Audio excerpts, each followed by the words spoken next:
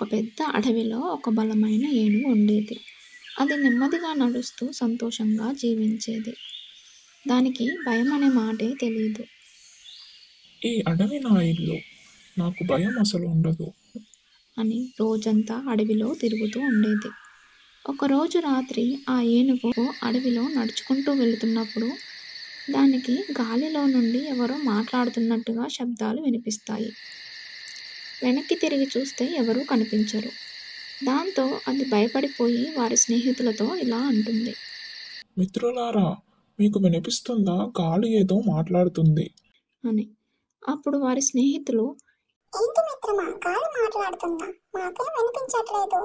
నువ్వు గాలి చేసే శబ్దానికి భయపడుతున్నావా, లేదా నీ అడుగుల శబ్దం విని భయపడుతున్నావా? అని అందరూ నవ్వుతారు. అప్పుడు ఒక చిన్న చీమ ముందుకు వచ్చి ఇలా అంటుంది మిత్రమా, నేను నిన్ను నమ్ముతున్నాను. ఈ గాలి ఏదో మాటలు చెబుతుంది. అది ఏదో రహస్యం దాగి ఉంది అని అంటుంది. అప్పుడు ఆ ఏనుగు నువ్వు నన్ను నిజంగా నమ్ముతున్నావా? అని అంటుంది. అప్పుడు ఆ చీమ అవును మిత్రమా, ఆ రహస్యం ఏంటో నేను కనిపెడతాను అని అంటుంది.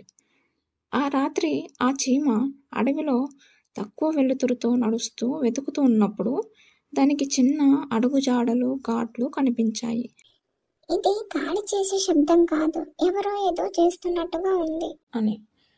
అది వాళ్ళ స్నేహితులను పిలిచి వాళ్ళందరూ కలిసి చిన్న దీపాలు పట్టుకొని ఆ శబ్దం ఎక్కడి నుంచి వస్తుందా అని వెతుకుతుండగా ఒక చిన్న చీమ మరో చీమతో ఇలా అంటుంది మిత్రమా, అక్కడ ఏదో ఉంది. ఆ శబ్దం అక్కడి నుంచే వస్తుంది. అక్కడ చూద్దాం అని అంటుంది. అక్కడికి వెళ్ళి చూస్తే వాటికి చెట్టు గొట్టాలు కనిపిస్తాయి. అందులో చిన్న మెరిసే కళ్ళు కనిపించాయి.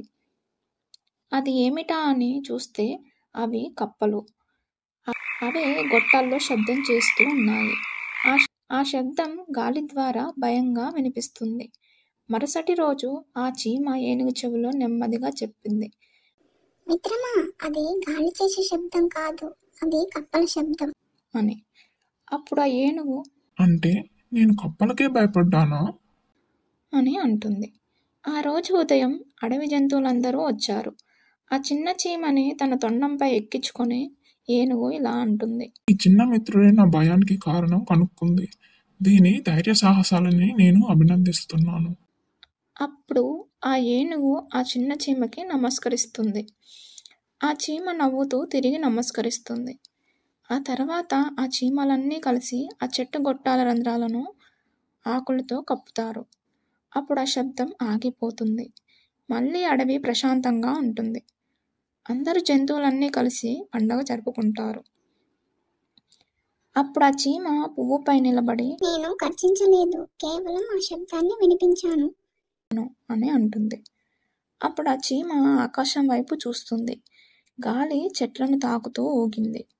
అప్పుడు ఆ చీమ ఆ గాలి ఎప్పుడు భయాన్ని తీసుకురాదు, కొన్నిసార్లు అది మనకు నిజం చెబుతుంది అని అంటుంది. ఆ రోజు నుంచి ఆ ఏనుగు ఆ చీమతో తోడుగా కలిసి అడవంతా తిరిగేవారు, ఒక స్నేహితుడిలాగా.